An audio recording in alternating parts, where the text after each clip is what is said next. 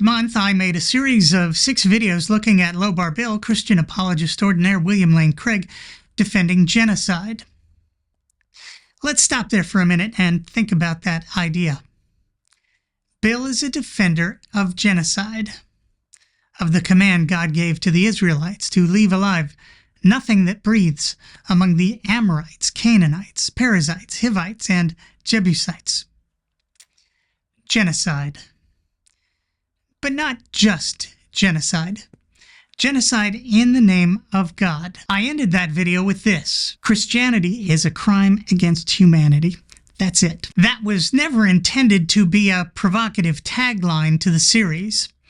That is my belief. Of course, such a charge seems outrageous.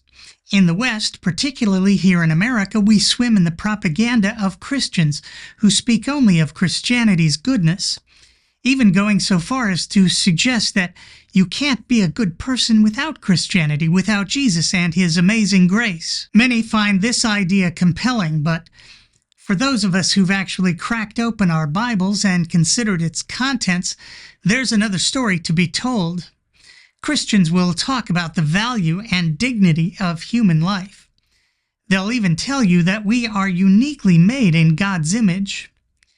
And yet, the second the very first humans failed to follow God's instructions, before they even knew right from wrong, God was done with them. From that point on, according to Christianity, all humans were born sinful and wicked, so that every imagination of the thoughts of his or her heart was only evil continually.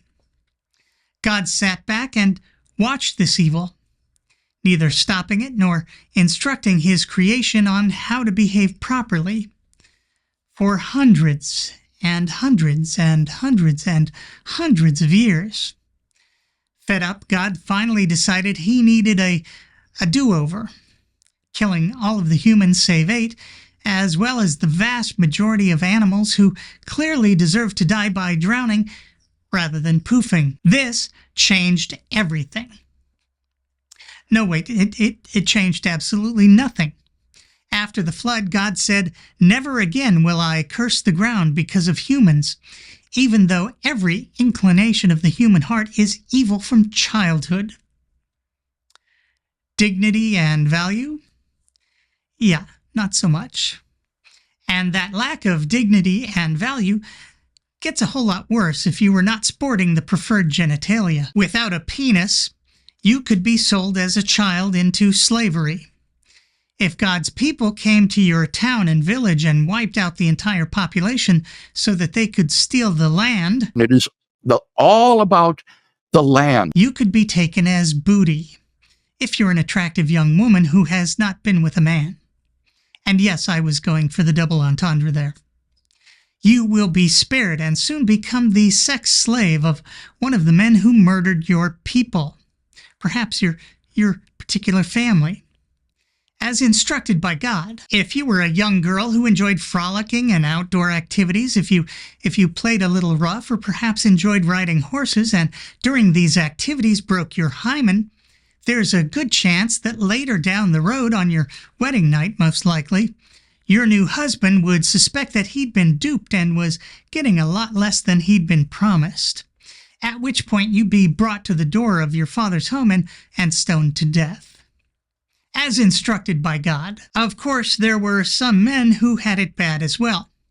If for whatever reason a man was not attracted to women but rather preferred the company of another man, romantically and sexually, that man, should he act on his preference and take solace in the arms of another man, would be put to death, along with the man he loved and with whom he wished to make a life. Many of these ideas have been infecting the whole of Western civilization since their conception, causing unimaginable pain and suffering for thousands and thousands of years, and for millions and millions of people. But let's not forget Bill's defense of genocide, a literal crime against humanity, which was not just committed by the tribal war god of Abraham, but commanded as well, giving humans God's approval for the destruction of another people.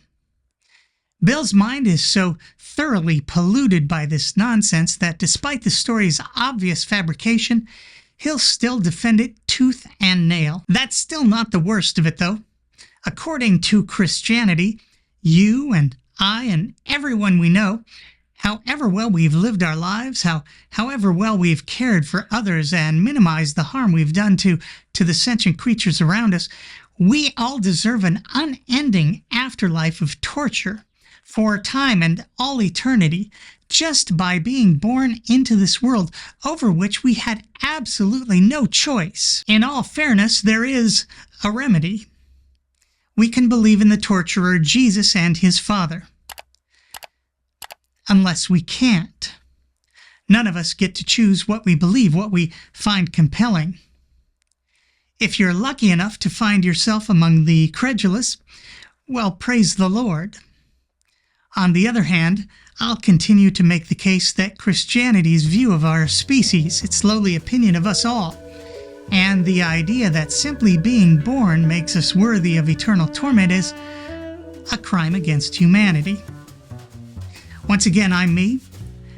Thanks for watching.